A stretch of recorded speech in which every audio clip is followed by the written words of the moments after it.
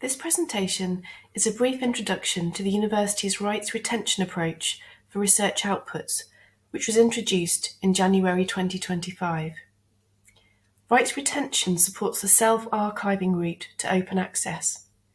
It allows you to publish in a subscription journal and make your accepted manuscript immediately available, open access, via a repository such as Pure. This ensures the widest possible access to your research, as well as meeting funder and ref requirements.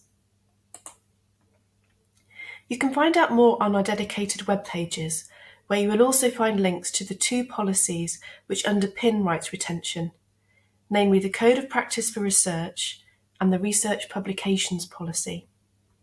The web pages also include instructions for authors.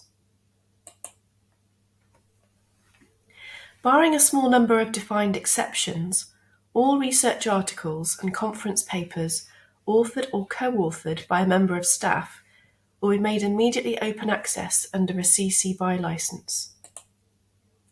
When funding is available to pay for open access, or an open access agreement is already in place with a publisher, this can continue to be achieved via the final published version. The key change that rights retention permits is a blanket ability to make the author-accepted manuscript of all journal articles and conference papers immediately open access via Pure, irrespective of publisher terms and conditions. As rights retention relies on UK contract law and is achieved via policy change and centrally managed publisher notifications, this should not introduce additional burden on researchers who publish. As an author, you just need to deposit your author-accepted manuscript, or AAM, in Pure. So once you have had a paper accepted for publication following peer review, and the publisher sends you the accepted manuscript, upload it to Pure straight away. The library will ensure that the author-accepted manuscript is made immediately open access via a CC BY licence as soon as the final version is published. Rights retention allows this irrespective of what standard publisher terms and conditions are in place. This means that you can publish in a subscription journal, safe in the knowledge that you'll comply with funder requirements and ref, and perhaps more importantly, provide researchers without a subscription to that journal with the ability to access, read, download, and reuse the final text of the article.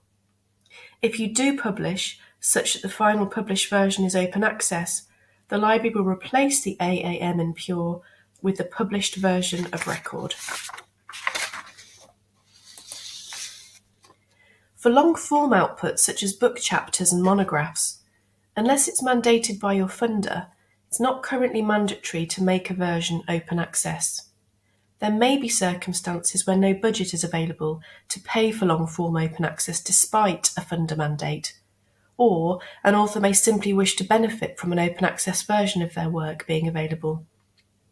In such a situation, changes to local policy should now permit authors to opt in to rights retention prior to signing a contract with a publisher. It's feasible to include embargoes and more restrictive licensing conditions under this approach, so long as funder requirements are met. Whilst there's no open access mandate for outputs solely authored by students, the library can advise on how to opt in to rights retention should a student wish to make their output open access.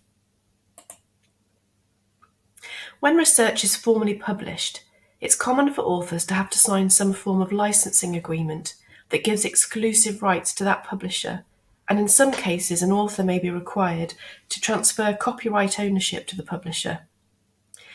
Unless the author pays to make the output open access, this almost always means that authors, their employers and funders lose the right to do a range of things with those publications without formally requesting permission and often paying a fee to the publisher.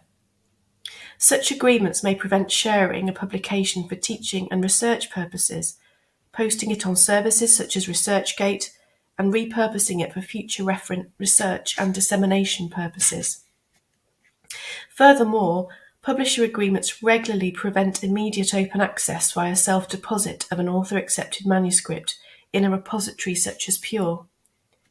For journal articles, there is regularly an embargo period and licensing restrictions that severely limit how the output can be reused. For long-form outputs, there are usually limits on how much of a work can be made open access, even after a prolonged embargo period. This is problematic for a number of reasons. Firstly, it's incompatible with many funders' policies, forcing authors and institutions to have to follow paid routes to OA to be compliant. Secondly, authors without funding are unable to benefit from widespread, worldwide availability of their research and the potential impact that brings. Thirdly, as a university, much of our research remains locked away from the public, potentially hampering our civic aims and limiting its impact via practitioners, industry partners and policy makers. Finally, if authors wish to be able to publish in their venue of choice, we remain handcuffed to whatever price increases publishers choose to impose on subscription and publishing costs. This is having a serious impact on library budgets and regularly means constrained spend elsewhere. Adopting a rights retention strategy aims to ensure that authors and the university retain sufficient rights to make research accessible as soon as possible and to use those outputs for teaching, research and other reasonable purposes without requiring further expense or seeking further permissions. Rights retention circumvents the limits on access and reuse that the traditional subscription publishing model imposes. It works by firstly confirming that authors are the copyright owners of specific scholarly works, in particular research publications. Authors automatically grant a non-exclusive license to the university to use those outputs.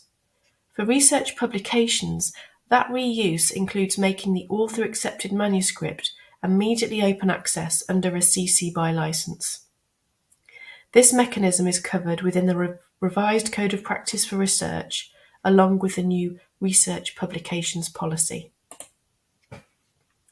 Ahead of the launch of the policy, all publishers that have been used for the publication of journal articles and conference papers over the last 10 years were sent notice of the policy. This told publishers that a prior contractual relationship already exists for any University of Birmingham authored submissions, e.g., a non-exclusive license has already been granted by the author for the university to make the accepted manuscript immediately open access under a specific public license. That prior contract takes precedence over any subsequent contract the author is asked to sign. This means the author can deposit the AAM for a journal article or conference paper in Pure under a CC BY license for immediate open access for anyone who wishes to access it. As we are taking an opt-in approach for long-form outputs, we have not contacted long-form publishers. Rather, authors who wish to opt in to rights retention will include a rights retention statement with their submission or proposal to a publisher. By the beginning of 2025, over 30 institutions had already implemented rights retention for journal and conference articles in the UK. The University of Edinburgh were the first and launched their policy in January 2022. To date, there have been no legal challenges issued. The university has also taken independent legal advice on its approach. Whilst publishers could potentially refuse to accept outputs from an institution with a rights retention policy, this has not been the experience of institutions to date. And of course, as more UK HE institutions introduce rights retention, the harder it becomes for a publisher to justify no longer publishing such a substantial and important swathe of research. Our opt-in approach for long-form outputs is less well tested. Given differences in long-form publishing and less clarity around OA publishing in this format, it may be that authors who choose to take a self-archiving approach experience more desk rejection of submissions and proposals. This is a key reason why, short of a funder mandate, there is no obligation to make long-form outputs open access.